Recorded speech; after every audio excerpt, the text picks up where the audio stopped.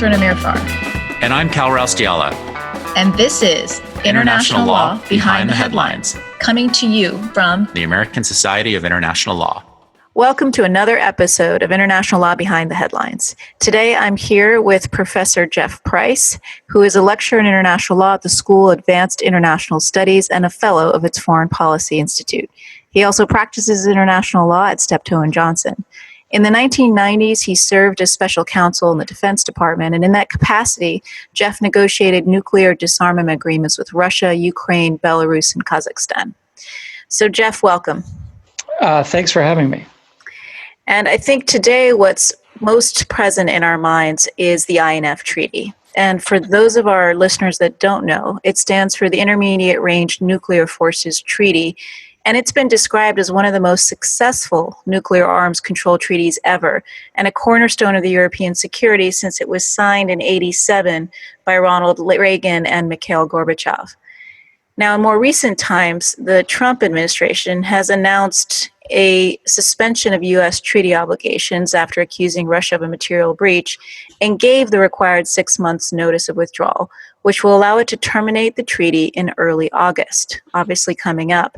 This, together with the impending expiration of the New START Treaty in 2021, raises the prospect of a situation with no bilateral nuclear arms treaty between Russia and the United States. So, Jeff, I want to start with some basics. How did the INF Treaty originate, and was it a good deal for the West? That's a great question. So I think it's important for people to understand the context in which this treaty was negotiated. It started in the 1970s in the middle of the Cold War, and the situation was that Russia had reached strategic nuclear parity with the United States. The Warsaw Pact had conventional military superiority, most people thought, over NATO. And in this context, the Soviet Union started deploying new, fast, intermediate range nuclear missiles with a triple warhead called the SS-20. This caused considerable anxiety in Europe, particularly in Germany, and Germany fearful of a concept called decoupling, where the United States would not be incentivized to, as they said, trade Chicago for Bonn, wanted the reassurance of a U.S. nuclear presence that was intermediate range, similar to the SS-20. So you had SS-20s on the Soviet side and a decision by NATO to deploy a countervailing intermediate range nuclear missile called the Pershing II, as well as cruise missiles. So in 1979, NATO decided as an alliance, one, to deploy these new Euro missiles, but also to engage in negotiations with the Soviets to reduce these intermediate range missiles on both sides. And it was not an easy negotiation. The Russia basically dug in their heels, not believing that the Europeans would actually deploy these missiles. And so you had a huge, fractious, dramatic debate within European countries over the deployment. The Russians walked out when the deployments took place and didn't actually come back until 1985. Gorbachev becomes president. So it was a very divisive, difficult negotiation that nobody who was involved on the NATO side would ever want to go through again. But the combination of a European request for missiles, going through a very difficult political situation in the alliance and in Europe, and finally Gorbachev yielded what I think most people in the West would consider to be a very advantageous treaty signed by Ronald Reagan and Gorbachev in 1987. And how was it a good deal? Why do you think it was advantageous at the time? Well, you could listen to Putin. He certainly thinks it was a bad deal for their side. They had to eliminate, I believe, 1,846 missiles, many of them triple warhead. We eliminated 846, so less than half the number. But more important, you have to remember geography when you're talking about these are intermediate range missiles with a range of 500 to 5,500 kilometers. So they can reach all of Europe from the Soviet Union or Russia, and vice versa. They can't reach between the United States and Russia or the Soviet Union. So they're basically theater missiles that would hit our allies and not us. The treaty eliminates all land-based missiles of this range, conventional or nuclear. So what it does is it deprives Russia of one of its principal strategic advantages, which is its location and the fact that it has the largest territory of any country in the world. So Russia, using land-based missiles, can deploy them on a territory that stretches from east of Japan to Poland. So that, as a land power, land-based missiles give Russia a great advantage, and it eliminates all land-based missiles of intermediate range. But what it doesn't do is it doesn't affect either air-based or sea-based missiles. And the United States, as a sea power and with the world's most powerful air force, benefits comparatively by the ability to use conventional or nuclear cruise missiles that are based on sea and air, and those aren't affected by the treaty. So, Jeff, 1987 obviously was a while ago. John Bolton, as you know, has gone on record to say that times change. Nothing lasts forever. And according to him, that includes treaties. Now, do you think the INF Treaty and the deal that was struck, is that a Cold War relic, or is it still relevant to the times? So in some ways, the situation has changed considerably. The international security environment is much more dynamic. In the Cold War, it was a standoff across, the Iron Curtain, and now you see much more conflict, much more active engagement around the world. But remember, this treaty covers conventional as well as nuclear missiles, and in some ways, it's even more relevant when you consider the use of conventional cruise missiles. Not long after this treaty was negotiated, the first conventional use of a sea-launched Tomahawk cruise missile by the United States took place in Desert Storm. And after that, the United States has used, again, sea-launched cruise missiles in Bosnia, in response to attacks on the Iraqi Kurds, in Kosovo, against Osama bin Laden.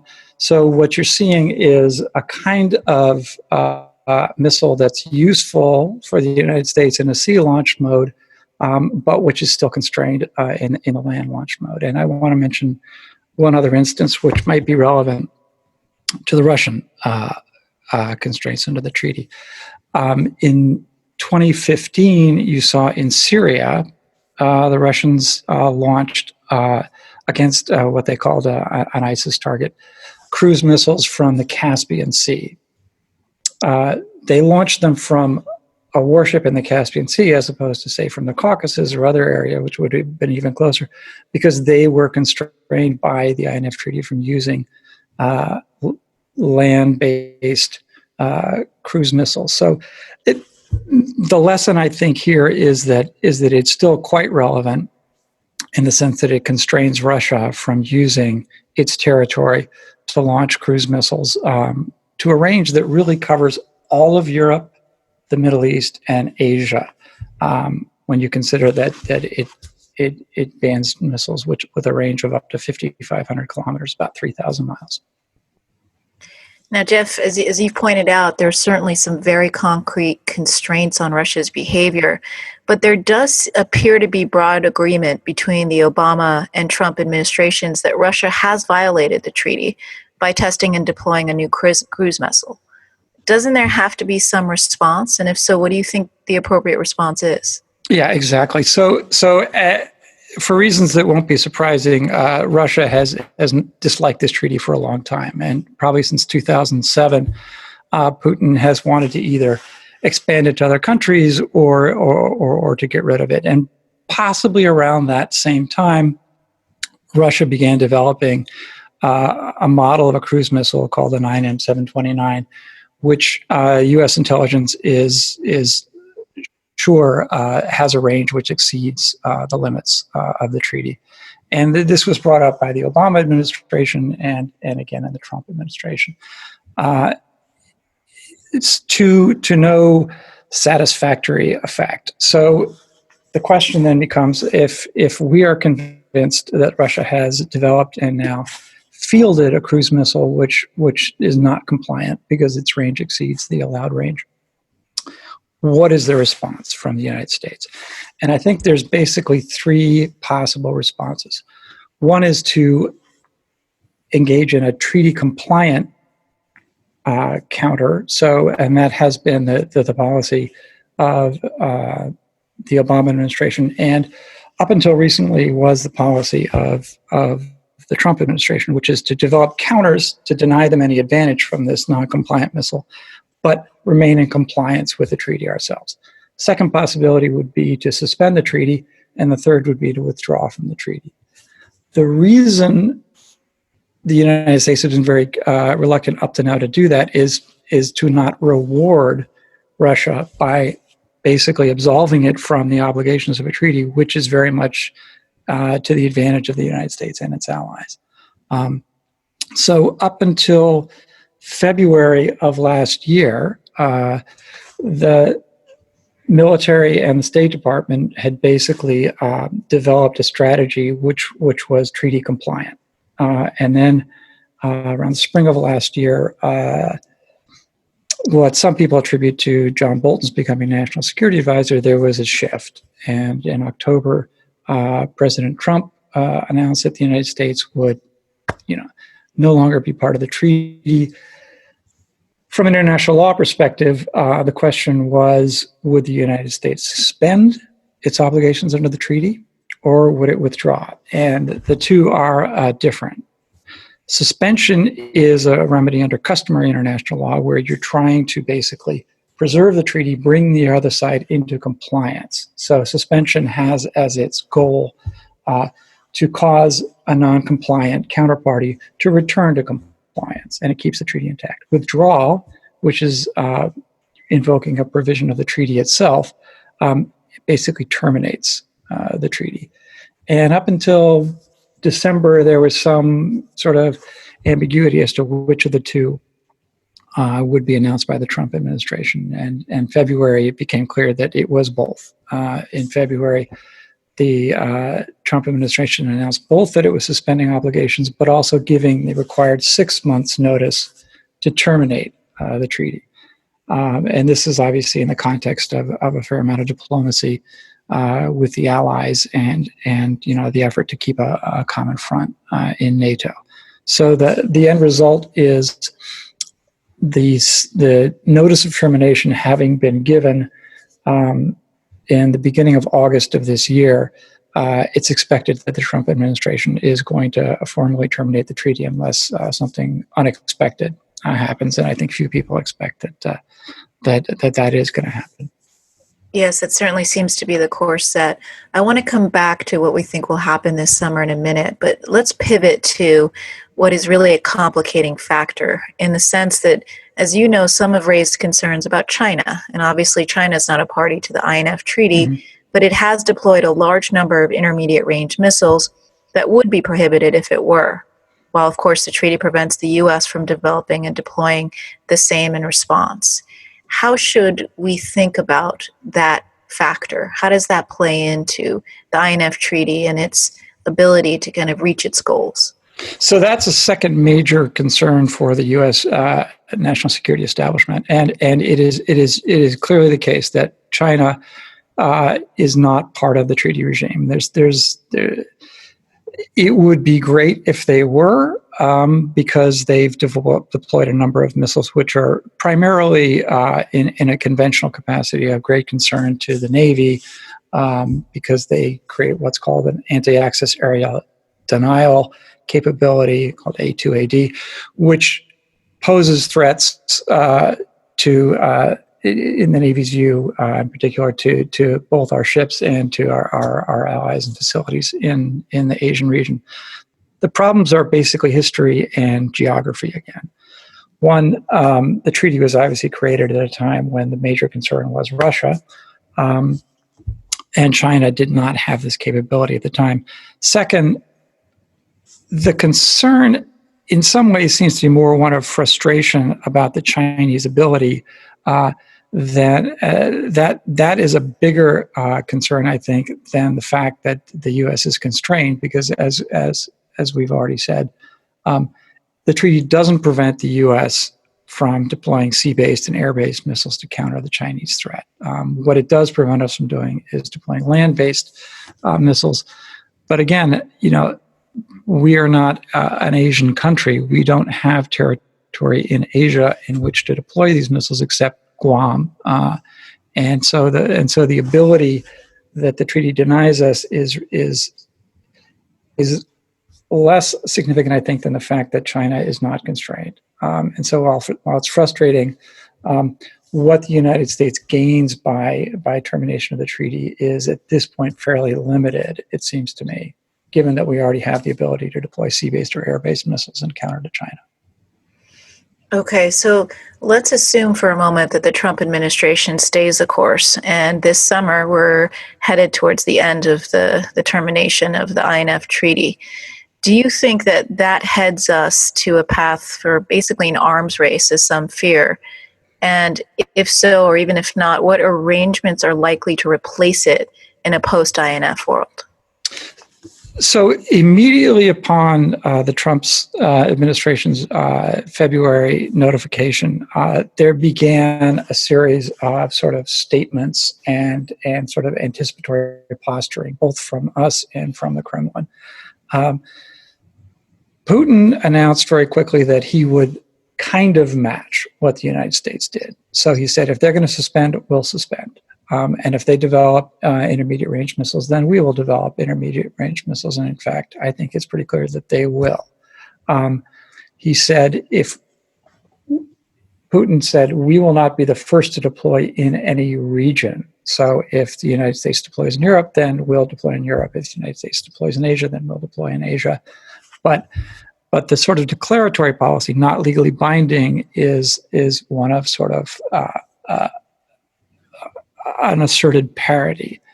NATO, for its part, very quickly said that there's no plans to deploy nuclear-armed intermediate range missiles in Europe. So you're already seeing, some people call it an arms race. I would say it's more of a dance as far as sort of putting out at least declaratory positions on the arrangements post-INF. What I think is of more concern is that if you eliminate this regime of controlling missiles, over time, I think Russia will see incentives to develop more intermediate range missiles. Why? One, because if you're Russia, to be impolite, they're a declining power, a declining population. One of the few things they have is a very large territory. They have oil and gas, and they have missiles. And one of the things that they feature in public pronouncements, one of the things that allows them to engage in sort of military diplomacy, things like the S-400 missile, which is causing problems between us and Turkey right now because it's one of the few things they have that's attractive. I am concerned that Russia will see the combination of its missile capability and its geography as something that tempts it to invest more in intermediate missile capability. So we will see what arrangements come about if we do indeed go into a post-INF world.